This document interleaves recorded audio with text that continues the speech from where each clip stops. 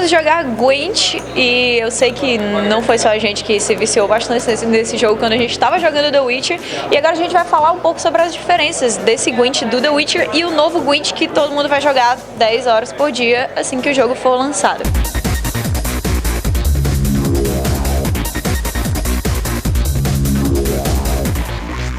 So, what are the main differences between the Gwent that we knew in The Witcher and the new Gwent? Good question.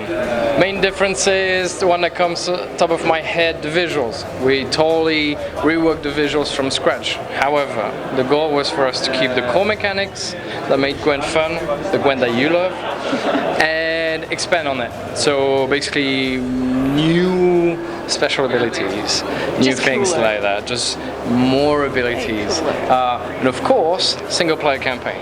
So you see, originally Witcher was this big open world, and then we had Gwent in the middle. We flipped it around. You got Gwent, and then we re-injected some stories in there. We got the lead quest designer from Witcher. We got the lead writer as well to come and help us. So we're adding a lot of stuff, a lot of cool stuff. It looks great, but I need to know, when did you first decided to put Gwent in The Witcher in the first place? Were you like, this is gonna be so cool, you know what, people are gonna love it. You see about that, and then someone like had this amazing idea and you just went with it. How was that? The way it happened is that we knew we wanted to do something a bit different for Witcher in terms of mini games, because you know we really each department pushed themselves basically. Yes. So I originally went up to our studio director who's there, and I said, look, we need to do a card game. And he said, yeah, sure, you have the weekend to make it.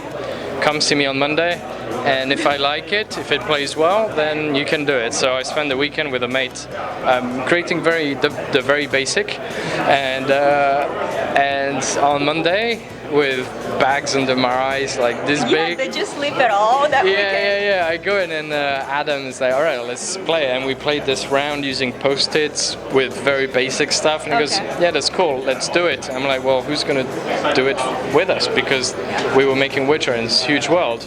So it's basically me and a friend, there's two of us that made it in our spare time, with the help, of course, of a lot of people, artists from our marketing department, because basically we had no one. So we went around, I made a better version of the prototype, played some Gwent rounds, and then I said, look, are you interested in helping us make this a thing? So we recruited like one coder. We recruited a couple of artists as well to help us with the art. We recruited a sound designer to help us. With the sound effects? Yeah. And literally everybody there in their spare time. Wow. It's cool, isn't it? Did you expect it to go like this big? No, not at all. I mean, we knew it was fun. We were happy with it. At the end, we were like, okay, we've done it. We've worked like beasts to get it done. Like I said, considering it was done in our spare time, good. And then suddenly people started talking about it a lot. Yeah.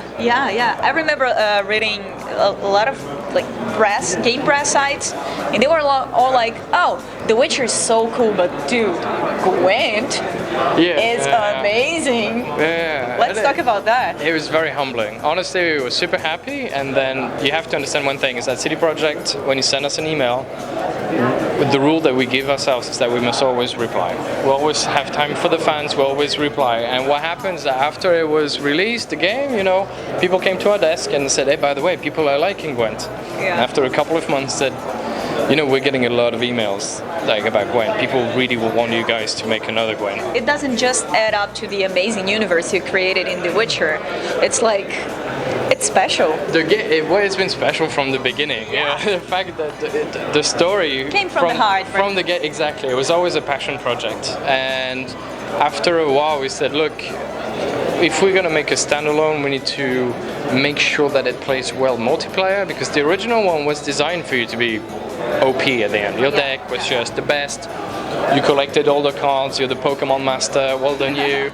You know, you're the best. So we had to tweak a few things to make sure that it was more balanced. But overall, we've kept the essence of Gwent. We managed to add a lot to it, because that's the point. At one point we stopped and we said, okay, are we really making Gwent a standalone? And we all agreed that we would push as hard as possible in each department. Art, animation, we got our animators that animate our special cards as well. Yes, it looks amazing. It looks great, doesn't it? Yeah, it looks so basically what it is that each card has like a premium version of it. And what we do, we have this cool art and we give it to our 3D artists. They turn it 3D, they give it to the VFX guys. Okay, they just kind of animated. Yeah, and then the animators animate it, and then there you go. So each department is pushing super hard to deliver the best. This is a AAA game. This is something for us that means a lot. So we're gonna put even more love into it. It looks amazing. We really loved playing it. I beat Pampas, Renato, at like the second try, at least. That's good though. I got my revenge. You did right. Yeah. Good. That was okay. As you know, I'm gonna get real good. love our Brazilian fans, so we'll have some special surprises for you. Oh. We'll see. Okay, well, we're excited for that. So thank you so much for letting us play Gwent in the first place. Thank and you. for the interview. Thank It you was guys for being awesome. so vocal and asking for it. It literally would not happen, and I mean this, literally would not happen if it weren't for you. So, mwah. We made a difference this time.